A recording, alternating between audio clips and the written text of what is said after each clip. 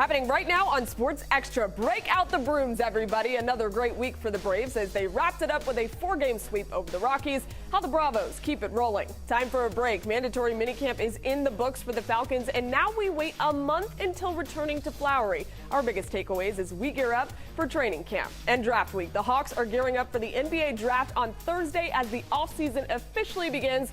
What do we think the Hawks should do, plus how we think the offseason will actually shake out? Happy Father's Day to all those dads out there. Sports Extra starts right now.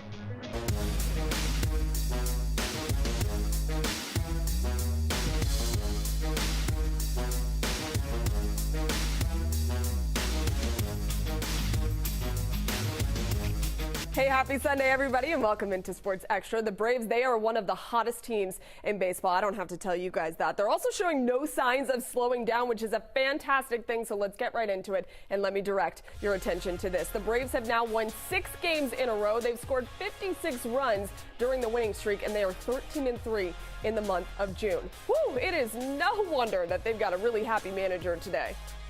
Just goes the other way too when guys try and do too much, and now it's nobody feels pressure to, they just kind of keep that line moving, and and it's good at bats too. That's the thing. I mean, guys aren't striking out, they're walking, it's getting good decisions. In this game, you never take anything for granted, so come out and try and win another series starting Tuesday. This team just keeps getting better. They've been a lot of fun to watch. Let's keep talking about them, shall we? We've got 2 of my really good friends on the show tonight. Tenitra Batiste on the far side from LockedOn Atlanta, beautiful in red. And then we also have my guy Hometeam, Brandon Leak from 680 The Fan. Hi, guys. Thanks for having us. I always love when you guys are here, and we love when the Braves are doing things like they are right now. Winners of 6 straight. They sweep the Rockies over the weekend. Hometeam, what did they do right? Well, they got quality at bats. They had multiple run innings, and they had clutch moments, and that's what you need. You want a team that really can take advantage of bad pitching, and that's what Colorado brought in here. They deserved and earned what they got, which was a beating. 40 runs over the weekend in the 4-game set. It didn't matter who was coming out, and it didn't matter if the Braves were up or down. The bats were clutch. They knocked balls out of the ballpark, and they just put rally after rally together. And so hopefully this will continue. You saw it from all points of the lineup, and hopefully they can get some things going with a big series now with Philadelphia trying to keep the door and their hopes alive in the National League East. Yeah, because the Phillies, they are hot as well. I mean, they are on a winning streak of their own. Our producer, Megan, will not let anyone forget that. So yes, they're inching closer to the Braves. The Marlins are actually pretty good this year for the first time in a while. So the Braves, they need to continue to separate themselves at the top of the NL East. So it looks like they're doing that. All right, let's take a look at some numbers and what the Braves are doing lately.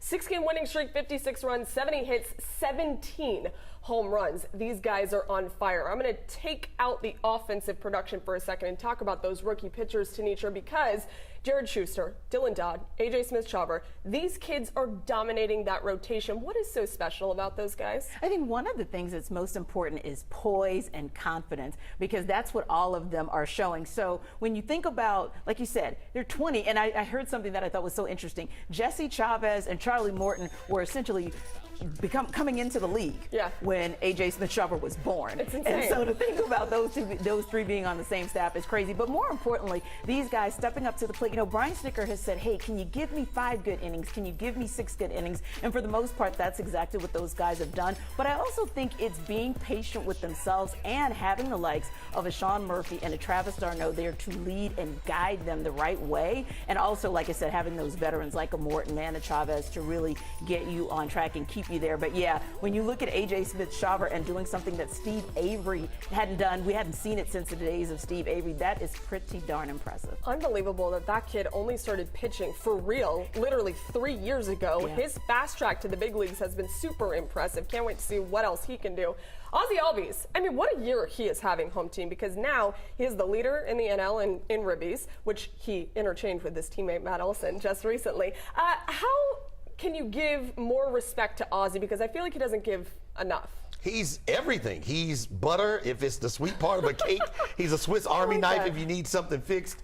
He's a shank if you're in trouble and you want somebody that can be very dangerous and hurtful to you. He's everything. The guy was batting cleanup last weekend. He's batting fourth. He's batting sixth. He can bat second. He can bat anywhere in the lineup. His power numbers are incredible. Yeah. A good eye. And it's just really good to see him healthy. Unfortunately, his injuries at the end of the year last year stopped us from seeing what he would be able to do in another postseason run. But being healthy and being a person that can be used anywhere in the lineup, plus his spirit, his attitude, and what he does to the clubhouse, he is a perfect Atlanta Brave for this part of the season. And really, I hope he stays in a Brave uniform for the rest of his career. You know the thing that the Braves keep tweeting out, the picture of Ronald Acuna Jr. saying, "Ozzie, I love him." It's literally what I think of every time I see Ozzie now.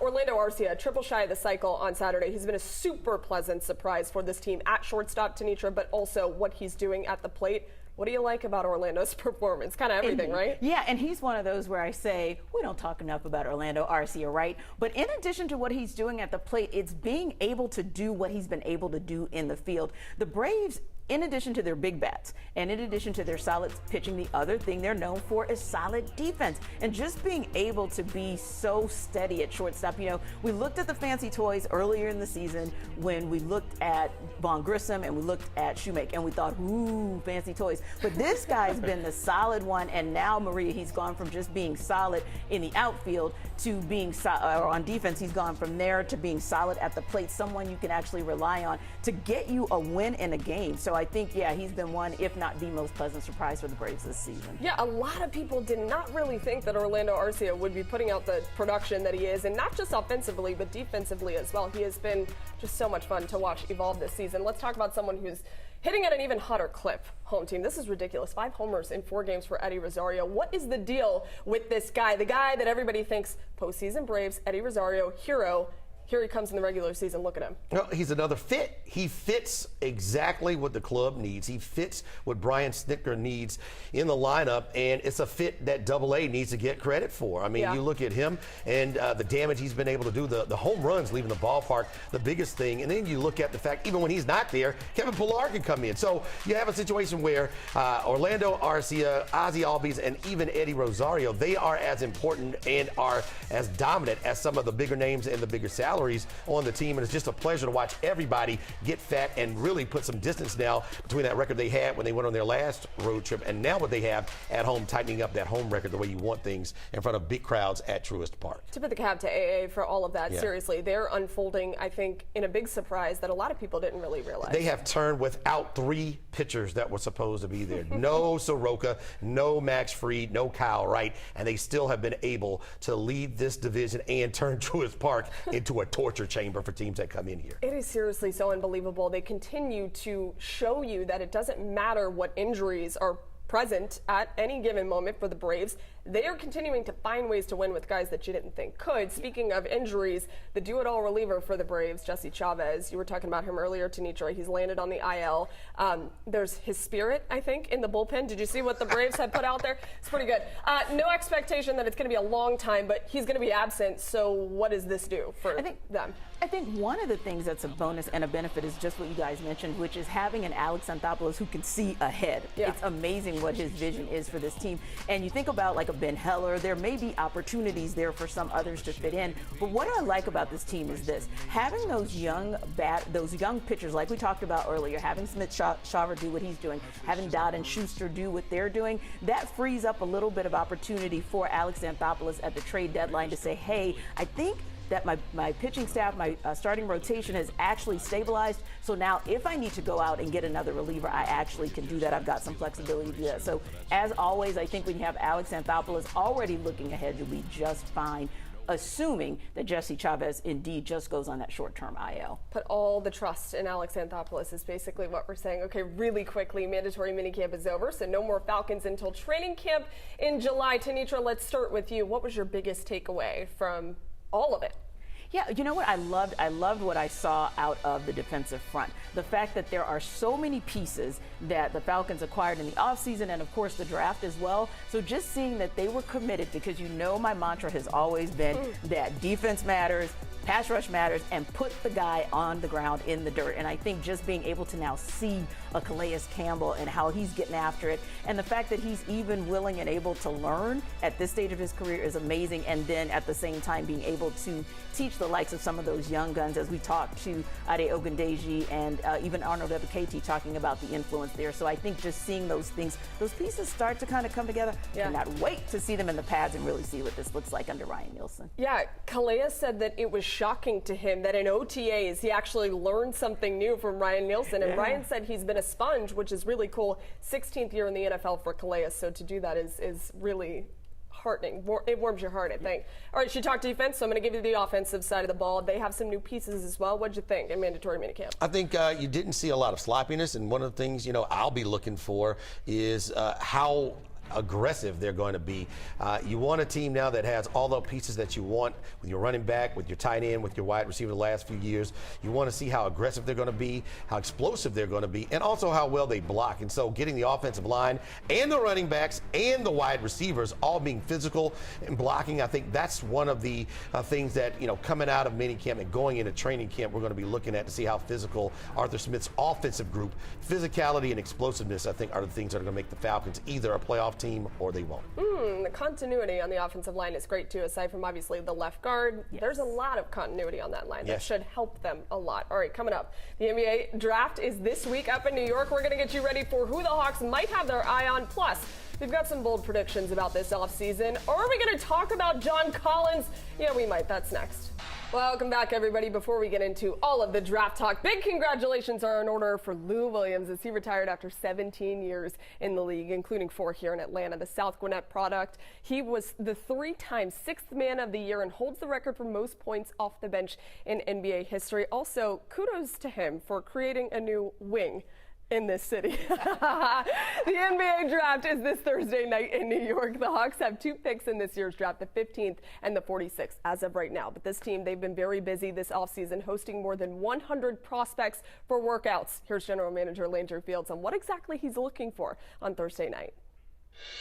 As far as just getting to know the guys, like at 15, it's a good player. Like I like the group that I believe will be there. You can't go out there and just throw it out there. Like, it all has to connect and all has to be part of the system that we hope puts us in the best position to win a championship. All right, Tenitra, let's start with you. Let's roll through this pretty quickly. NBA draft coming up this week. As of right now, the Hawks pick first at 15. Do you think they're going to keep that or maybe both? As much as Landry Fields tried to lean into that when I stopped over to see him and talk to him Friday, I don't believe that. I think that is draft capital that they are sorely going to need in order to make something happen so that they can really be in contention in the East. So no, I think you've got 15 and 46, and then when you look at future drafts, you really don't have a lot of capital to choose from, so I figure give it away, go ahead and get into win now mode, and yeah, we'll see you on the other side for free agency. All right, you're thinking Thursday is going to be crazy. We also think we have some bold predictions when it comes to the NBA offseason. Home team, let's start with yours. Zion Williamson will not be a Pelican. Okay. I think his off-the-court issues, one, not being able to be available. He has not ingratiated himself fully to the organization, and then the stuff that has just come out in his personal life. I think they're going to make a move. You don't want bad things or unfortunate things to happen to people when they're young, and sometimes those things last your lifetime. So hopefully he's learned. I just hope he finds a better place to find, whatever he's looking for, because, he's looking for love in all the wrong places, and hopefully he can learn from this, move on, and wherever he ends up, be a better basketball player, because if he can't get on the court, he's just going to bounce around until his contract is over. We've already seen some blockbuster stuff happen already, so it could be continuing to roll out. Tenitra, what's yours? What I don't want to see is him here, because I really feel like this is not the place for you to rehab. There's so much more that the Hawks are going to need to do in the offseason. So my bold prediction is that the Hawks are going to go and finally get themselves 2 world beaters and not be so overly concerned about the luxury tax. And that means they're going to end up in the NBA Finals, because they've got the piece that they wanted on the sidelines in Quinn Snyder. Now it's time to get the right pieces on the court, and those pieces would look like this. You've got in the works a Bradley Beal, Devin Booker, Kevin Durant situation. That means DeAndre Ayton's probably the odd man out. And when you look at the stats, they figure to be just the same as Clint Capella, except in the three-point area and at the free throw line. So that's where you would kind of level up, if you will. And then the other piece to that as well is you look at the opportunity to maybe move on from John Collins. It might take a three-way trade. Let's just be honest about that, three-team trade, if you will. But if that team, as sources say, would be the Pacers, then that would also give you the opportunity to possibly get a Miles Turner in the mix. So I'm interested to see what happens, but I do think that there is going to be a big shakeup for the Hawks. Finally, we're going to move on from 20, and they're going to be in the NBA Finals. They need a splash. They need a big splash. They need a big splash. It's no secret that the Hawks need a lot of things to get this thing rolling. Really quickly, for me, I'm going to agree with you. I think for the first time in all the years of talking about this on Sports Extra, John Collins, unfortunately, will finally be traded. Even though I think right now it's the worst possible time to trade John Collins. It's not really his fault. He just doesn't fit with what they're trying to do and what they've transitioned into now. Right. We love Knight. He's a nice guy. Great We love him, but But I think it's time. All right, coming up, training camp is a month away, but it is never too early to get you guys ready. What we are looking for from the Dirty Birds, that's next. Welcome back, everybody. As we've said before, the Falcons minicamp is officially in the books, and now we've got just over a month until training camp. And the Falcons, they will have a dozen open practices during training camp, 2 of which are in Miami. So if you want to go out to Flowery Branch for one of the 10 you can see, here's what you should look for. Home team, we'll start with you. Fans need to pay attention to what exactly? Aggressiveness, physicality, and violence from the offense. Okay. The offense needs to show a lot of physicality. You're going to see a lot of formations that look alike throughout the season, and you can run multiple plays out of those formations. Some of them might call for a pass. Some of them might call for a run. And Arthur Smith wants his wide receivers. He wants Drake London. He wants Cordero Patterson. He wants his running backs. He wants his guards. He wants everybody offensively. And now that you have Bijan Robinson, who might be the beneficiary of some of these great blocks, turning a 4-yard swing pass into maybe a 40-yard touchdown, blocking, physicality, and aggressiveness from the offense will help all of that. And I think that's something day one at training camp everybody should be looking at. Even in OTAs, when they do not have full pads on, the energy has been sky high for this team. So they're actually exciting. Can't wait to see what it looks like. Tenitra, what about for you? What should the fans be paying attention to? The defensive front, particularly on the edge, and also some sneaky battles in the D-backs, amongst the D-backs. So going into the defensive front, there are a lot of veterans. And one of the things that you hear from the Falcons all the time is it's about, the prove-it contracts, right? Yep. And that everybody's in competition. Arthur Smith talks about it all the time. I actually think that's going to be true here because you got a couple of players that are in some prove-it positions who were not acquired in free agency. We're talking Ade Ogundeji and Arnold Ebiketie. 2- and 3-year players that it's your opportunity to shine or not shine because there are some guys like Lorenzo Carter and like Calais Campbell, David Onyemata, et cetera, who are going to be looking for the opportunity to get as many snaps as possible. And then over in the DB's room, I look at the safeties. That's going to be very intriguing to me because you've got Jesse Bates III, and he's coming in. Of course, he's going to be looking for minutes on top of minutes on top of minutes. But then you look at like that kind of rounding out space. Where does Jalen Hawkins fall in all of this? He's a guy who started trending well last season and then just kind of fell off a little bit. So if he's going to want to really be there at a strong safety position just to be able to battle Jesse Bates III, he's going to have to show and prove early. So check out on that backside the defensive battle lurking in the safety spot. Jalen Hawkins, one of those rollover guys from the previous regime. We'll see where he fits. Okay, really fast for me. I know this sounds redundant, but offensive versatility. That is what you should be excited about if you're a fan going to Flowery Branch or in Miami if you happen to catch them down south. Pick your poison, you guys, because really Arthur Smith is building something that he can be incredibly excited about, at least on paper, but we don't really know how these guys are going to be used. We've seen flashes of how they're going to use Bijan Robinson. Obviously, he's drafted in the top 10 in the NFL draft as a running back, so you're going to want to use him everywhere. We've seen that. He's coming out of the backfield, catching passes. He's blocking downfield. He can do everything.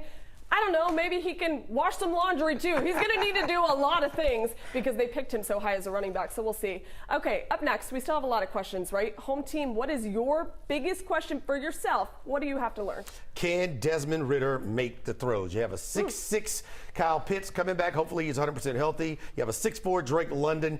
Everything doesn't have to be in a tight window, but you have to make those throws. Some 50-50 balls. Can he make the throws that get first downs, that get touchdowns, that get explosive plays, and that make the the Falcons the balanced offensive potent attack that Arthur Smith wants is going to come down to a quarterback because he's going to have to win a few games as well. Tenitra? And kind of piggybacking off of that, will continuity actually produce results? So we've heard continuity on the O-line over and over again. Yeah. We've also heard the term positionless football, right? So are we going to see 5 receiver sets where we take those running backs and put them in receiver spaces? Are we going to see 22 personnel where we see 2 tight ends and we see 2 running backs? That's what I'm interested in. Now that you have a Matt Bergeron who's kind of shoring things up, hopefully, on the left guard side, and Caleb McGarry, now that your contract situation is out of the way, we know that the Falcons were top 5 in their run protection. Will the pass protection complement that as well? Just like you said, home team, to get them the results they want on the offensive side of the ball, particularly in the passing game. I'm going to stick with the offense, and I'm going to say just Desmond Ridder in general because, look,